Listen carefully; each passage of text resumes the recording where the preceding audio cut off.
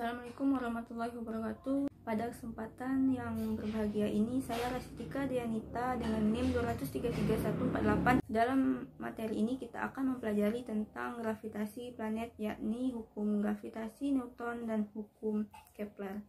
Baik, langsung saja. Yang pertama, hukum Newton tentang gravitasi. Gaya gravitasi merupakan gaya interaksi antar benda di alam semesta. Gaya gravitasi menyebabkan planet-planet, satelit-satelit, dan benda-benda langit lainnya bergerak mengelilingi matahari dalam sistem tata surya dalam lintasan yang tetap.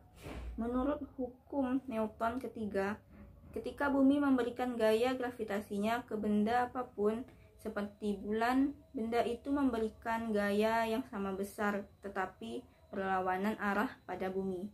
Karena simetri ini, Newton menalarkan bahwa besar gaya gravitasi harus sebanding dengan kedua massa.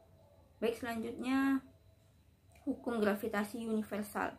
Semua partikel di dunia itu menarik semua partikel lain dengan gaya yang berbanding lurus dengan hasil kali massa partikel-partikel itu dan berbanding terbalik dengan kuadrat jarak di antaranya. Garis ini bekerja sepanjang garis yang menghubungkan kedua partikel itu. Menghitung besar gaya gravitasi.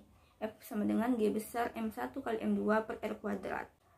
Medan gravitasi suatu benda dapat digambarkan sebagai garis berarah yang menuju pusat benda. Seperti yang digambarkan pada gambar di samping ini, terdapat panah-panah berarah menuju pusat benda. Lingkaran ini merupakan pusat benda. Untuk menghitung besar medan gravitasi, kita dapat menggunakan rumus berikut. G sama dengan G kali M per R kuadrat. Hukum Kepler dan pergerakan planet. Astronom Denmark Tycho Brahe tahun 1546 sampai 1601 ingin menentukan bagaimana langit dibangun. Kemudian ia mengembangkan suatu program untuk menentukan posisi bintang-bintang dan planet-planet. Menarik untuk diketahui bahwa pengamatan planet-planet dan 777 bintang yang dapat dilihat dengan mata tersebut dilakukan hanya dengan sebuah sekstan besar yang sebuah kompas, di mana teleskop belum diciptakan. Hukum Kepler 1, yaitu lintasan setiap planet ketika mengelilingi matahari berbentuk elips, di mana matahari terletak pada salah satu fokusnya.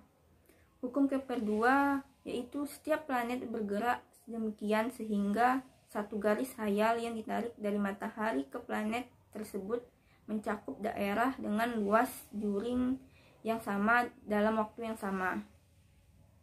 Hukum Kepler 3, yaitu kuadrat periode suatu planet sebanding dengan pangkat 3 jarak rata-rata ke matahari.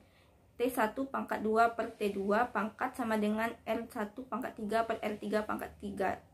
Baiklah, sekian dari saya. Terima kasih. Wassalamualaikum warahmatullahi wabarakatuh.